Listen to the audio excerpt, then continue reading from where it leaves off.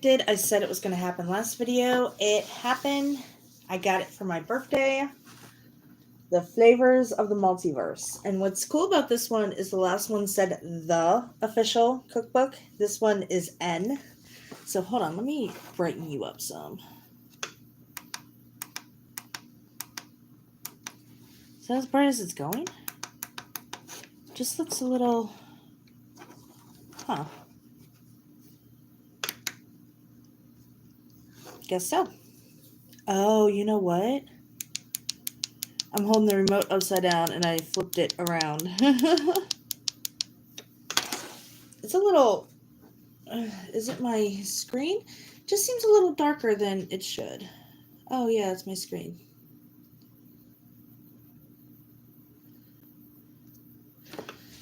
Because I want to make sure you guys get a good look at everything I show you. So this one is the same as the last one, except rather than having different cuisines based on race, this one has actually... Let me... Oh, that's not going to work. Have you noticed the trend with my videos? It's always the angles. And now I got you all lopsided. There we go. So,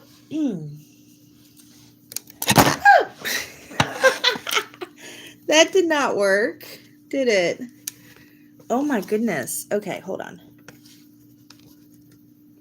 There we go. Now that I have somebody watching, let me drop my phone. Oh my gosh, hold on. This needs tightened. Why is it loose? Oh, you know what? The cat knocked it down. That's why. The cat saw a wire and was playing with it. I hope she didn't damage it too bad. So, I do have it sitting a little higher than I like, but that's... Oh well. So this is, I mean, it's got some paintings in it, but just like the last one, it's got some nice photography. Never adventure on an empty stomach. From the D&D experts behind the New York Times best-selling Heroes Feast comes Heroes Feast Flavors of the Multiverse. A mouth-watering cookbook stuffed with eclectic fare for solo adventures and party quests alike. This culinary tour presents 76 new and original recipes inspired by region and settings from the Forgotten Realms and beyond.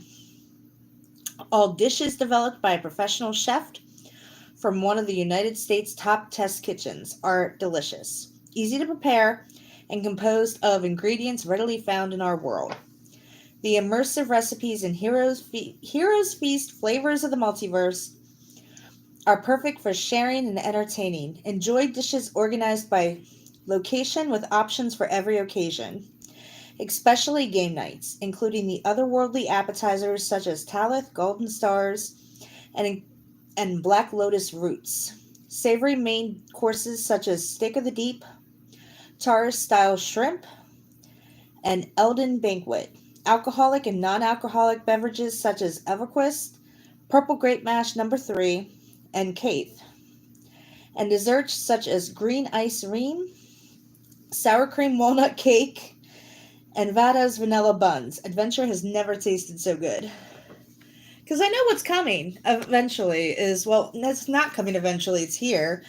We're playing Curse of Strahd, and we wanted Ravenloft recipes, which he kept saying, why don't you cook from Ravenloft? Why don't you cook from Ravenloft? So, for my birthday, I ended up with this book. Here's some more beautiful photography. I really do like the photography in these books. You can see that. Cauldron by the fire.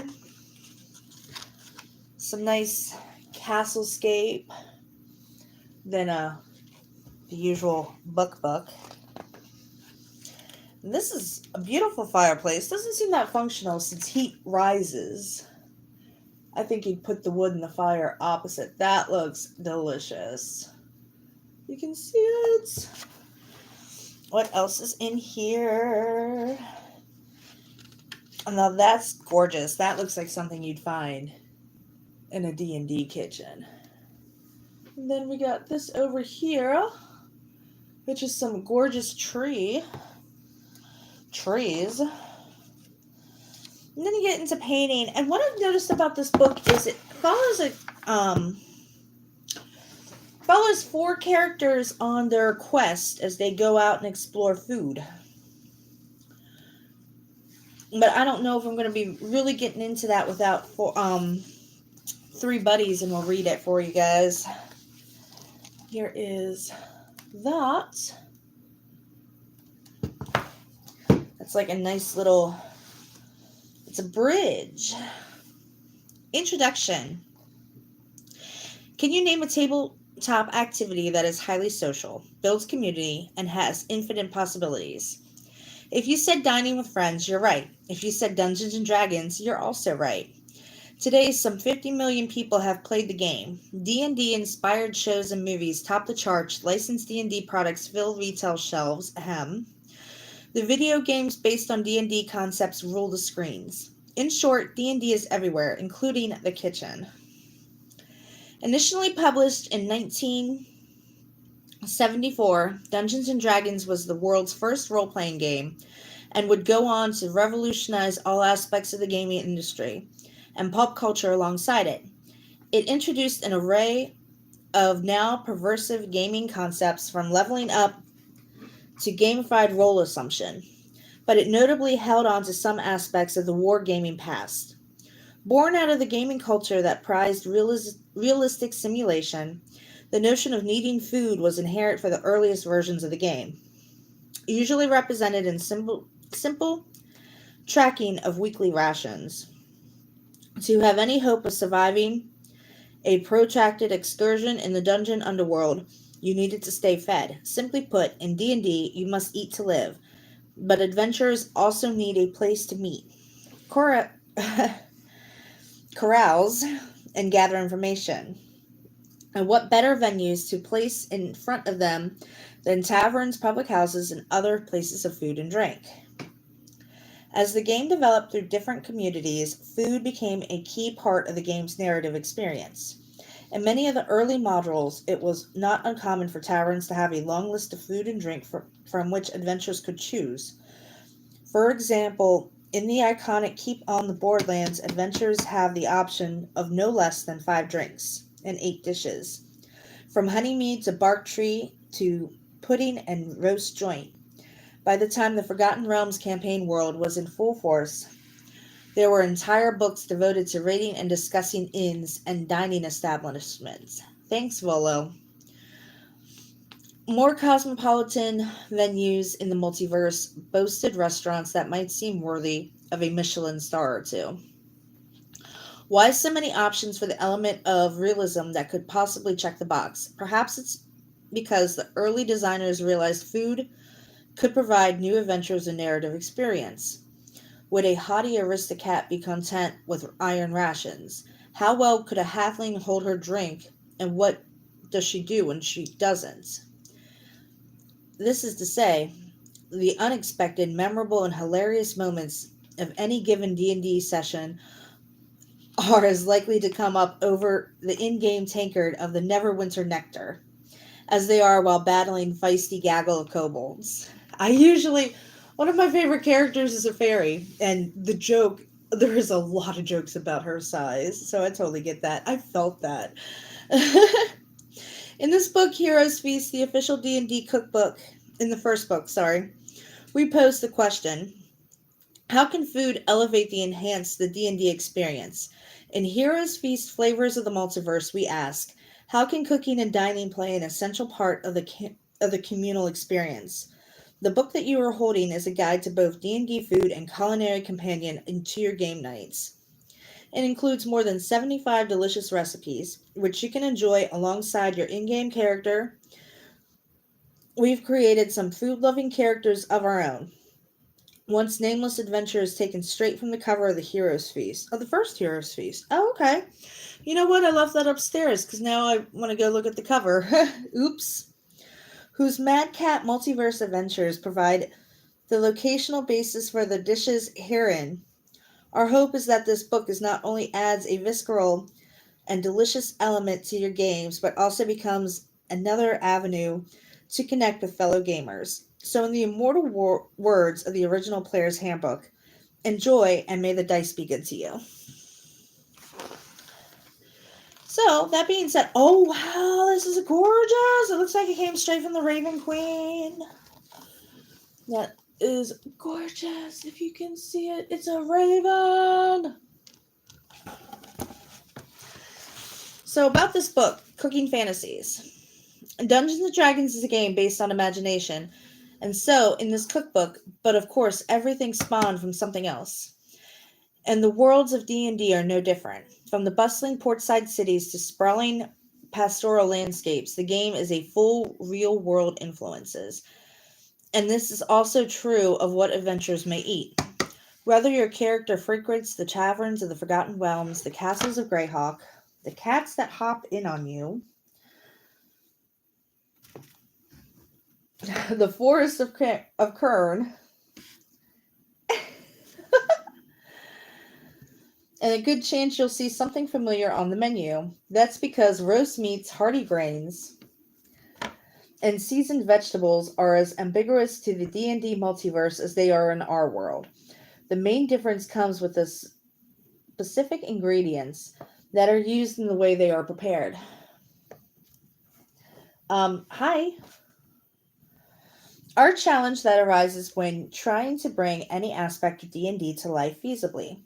You may wonder, do I need spells, magical items, or, hey, why are you biting? We don't do that. Nope.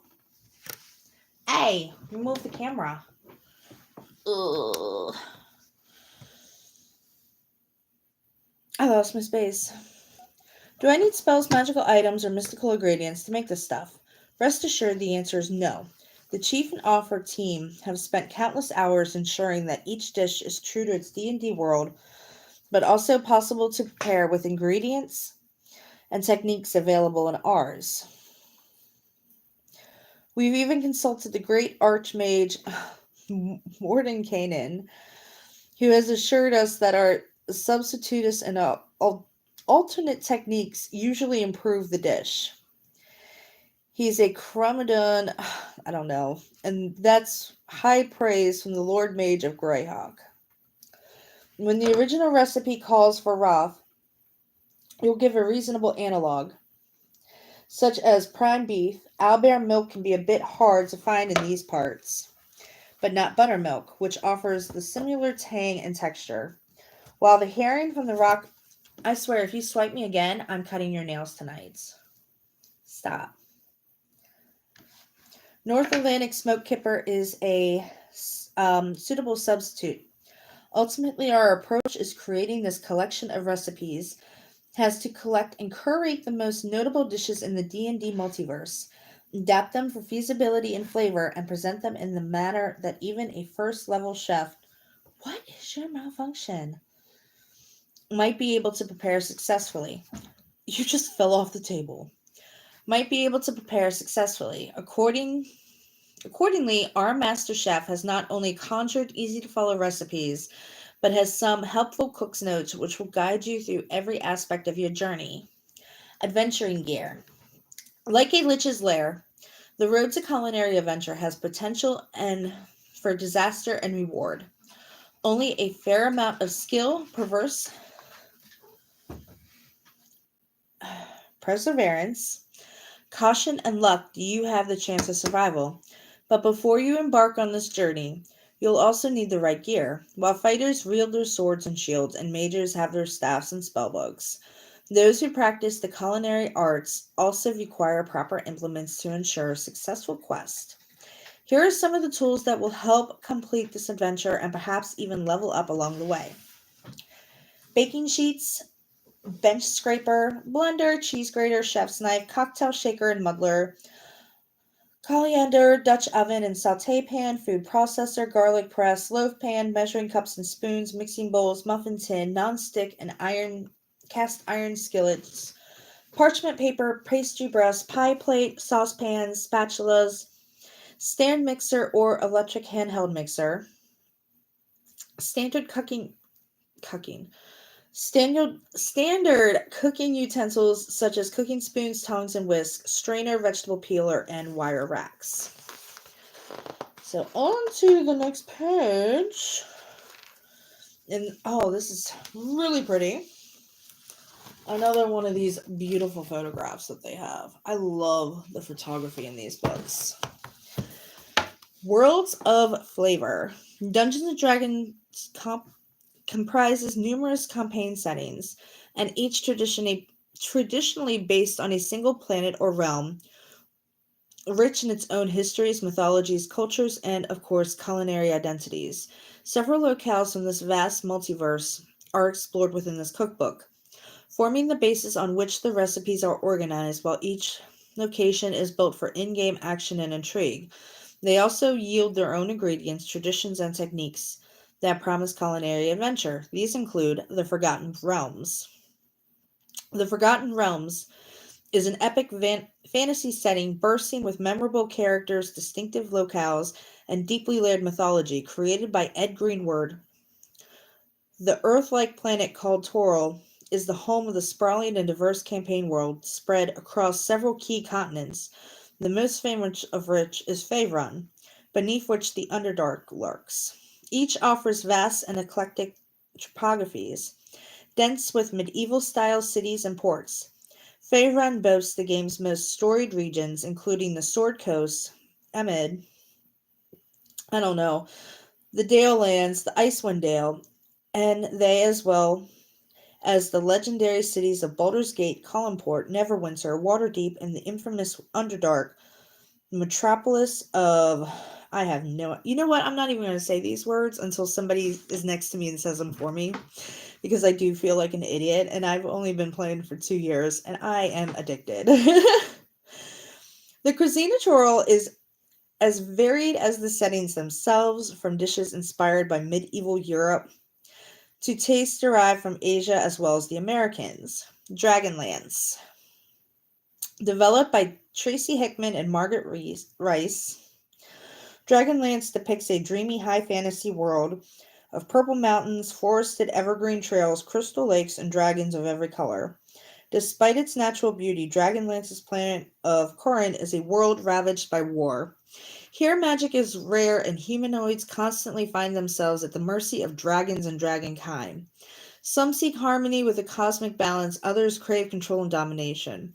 Ancelin is the most well-known of the planet's 5 continents, and it includes many of the famous locations from the campaign's best-selling novels, including Esther, Callum, Pax Tharkis, Qualinus, Solus, Salomna, Tarsus. The food of this lush world ranges from European tavern fare to vibrant flavors found throughout Asia. Spelljammer. Its design originally helped by Jeff Grubb, Spelljammer is a wholly unique setting that launched Dungeons & Dragons into the stars and cleverly allowed travel between the traditional isolated sword and sorcery worlds of D&D.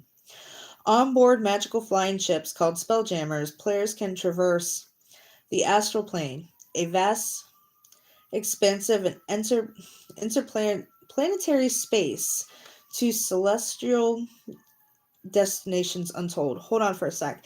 If you hear those sirens, I am in a safe area. I just happen to be within a mile of the firehouse. And, of course, they go to wherever is needed, not just local. Well, local, but you know what I mean. It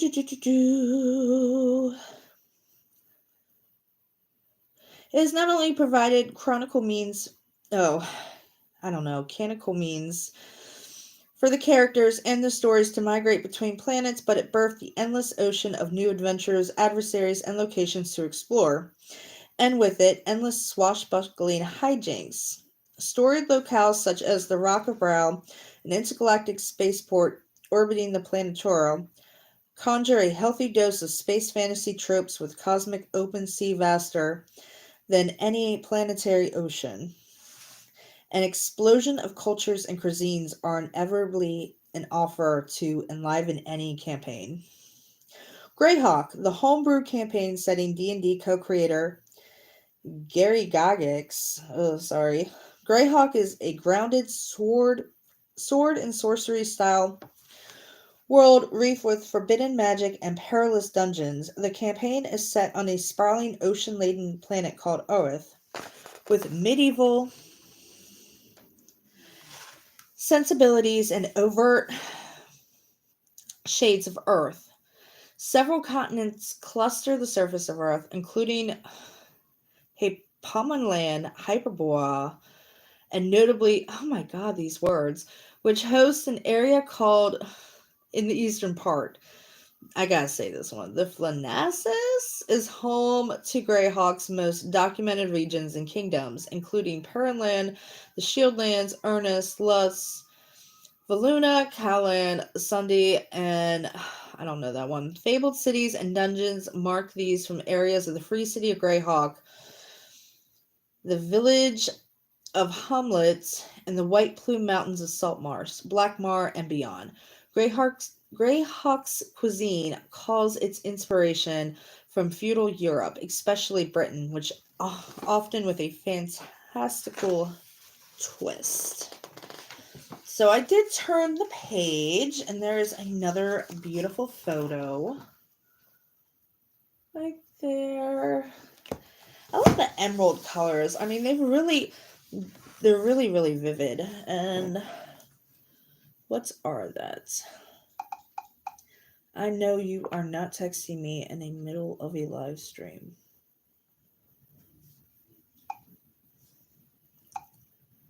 You know better.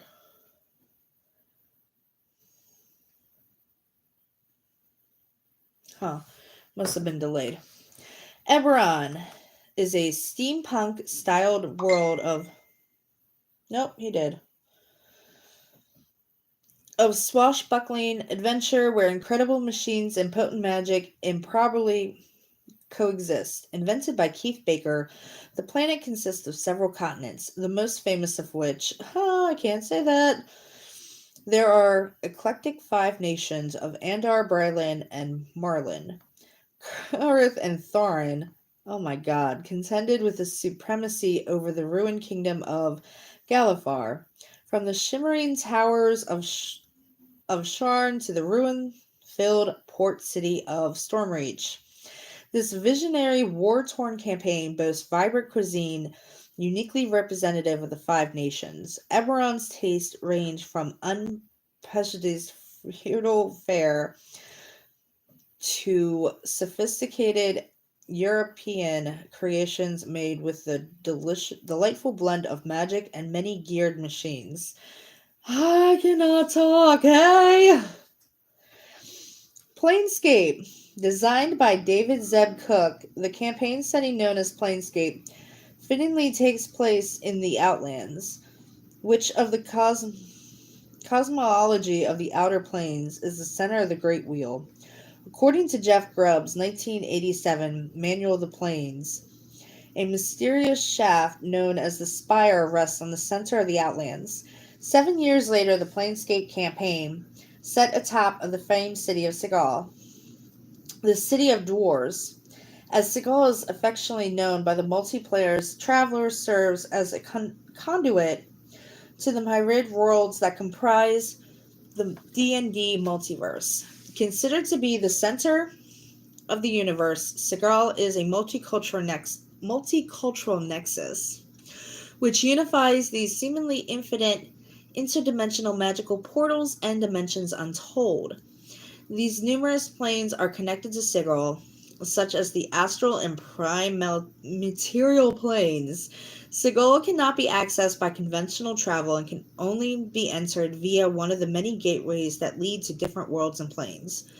A city unlike any other, Segal is crowded with structures stacked in layers upon themselves, while new buildings, courtyards, and streets are constantly being constructed, perpetually alternating the city's already eclectic landscape.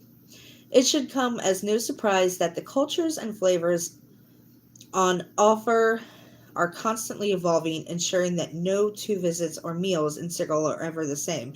My tongue is getting twisted. Plain food. Any other day I would dread reading that, but right now it's like plain as in different planes. I might have to use Segal. I kind of like that concept. The D&D multiverse is made up not only of myriad worlds of other dimensions or planes of existence, the standard reality that most experience in these realms is called the prime material plane. But this dimension is just the tip of the iceberg. It is believed that the worlds are surrounded by planes, some of which are echo realities that exist in the same cosmological space and material plane, while others are spatially and conceptually much further afield, such as the planes of the gods. Like the worlds they surround, each of the planeal locales, from the 9 hells at back to the 7 heavens of Celestia, has its own character and even cuisine, including the Feywild and Shadowfell. The Feywild. Sometimes called the Plane of Fairy, the Feywild is a dreamy, hauntingly reflection of the material plane, known for its indescribable beauty, bathed in eternal dawn. Its variant and alluring woodland landscapes are a native home to the Fae and the Haragon. Creatures of unparalleled wonder, the Feywild, much like the Shadowfell counterpart, is an echo of the material plane. But unlike the Shadowfell, it is a tantalizing, positive, and vibrant place of joy, where each of the parallel locations is grander and more majestic than the rare locus of unrefined magic, unrestrained emotion, and unbridled passion. An ancient land birthed with love, laughter, and mischief. In the Feywild, scents are stronger, colors are more vivid, sounds are clearer, and flavors are remarkable, making a culinary experience that much more memorable. This is why I like playing fairies and chaotic creatures. And this is a gorgeous tunnel. And then here's a cool little painting of, it looks like a dragonborn entertaining. The Shadowfell, commonly referred to as the Plane of Shadow. It is a dark reflection of the prime material plane, unlike its echo opposite, the Feywild. The Shadowfell is a bleak, desolate region, draped in eternal twilight, veiled in gloom, and synonymous with death. Since its primary inhabitants are cursed creatures of the night, as well as the dead, the Shadowfell is a largely void of life and hope. It is in its darkest corners, where sinister powers fester, the domain of dread lie in wait. These haze-shrouded... Don't do it, you did it. Demi-planes are the place of unimaginable horror, ruled by a sadistic lord to consider these private domains their own perverse paradise. Many of the individual domains that make up the demi-planes were originally dragged from the prime material plane and tethered to the Shadowfell by powerful magical items. The same impenetrable mist that border these doomed areas prohibit travel to other planes through the conventional means. In the Shadowfell and its domains of the dread, one primary senses are gradually muted, resulting in an insipid culinary experience regardless of what is consumed. Now, hey, always chaotic and spooky. Thank you, I try. Oh, hey, John! Yeah, so look what Sam got me for my birthday. So now I'm going to be doing Ravenloft for our home games, but I guess we got to set up another home game because you're not at this table, and I'm so sorry. I'd love to have you, though. But I'm not going to be using this book unless Sam's at the table because it is a gift from Sam, so that's only fair. Thank you so much! Yes, my birthday was last Wednesday. Was it? No, 2 Wednesdays ago. I'm losing track of time. I apologize.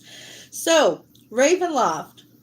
Originally published in 1983 as an advanced Dungeons & Dragons module, the designers Tracy and Laura Hickman, Ravenloft is both a campaign setting and legendary castle of the vampire Strahd von Zarovich. Located in D&D's most famous domain of dread, Barivia. I hate Barivia. Was it really? I didn't know. I'm sorry. No, it's okay. It wasn't like we, actually... Let me rephrase that. Sally did make an announcement on the main Discord server, And it was all over my Facebook, and you're not on Facebook and you weren't in the servers, so you wouldn't have known. So don't be sorry. I totally forgive you. Barovia, accessible by way of the Shadowfell, usually by mistake, this sprawling Gothic horror landscape, which remains eternally shrouded in mist, and has served generations of nightmares courtesy of Strahd, his throngs of undead minions, and his dark hold on the demiplane. That is so fitting. Don't cry! Stop that junk, John!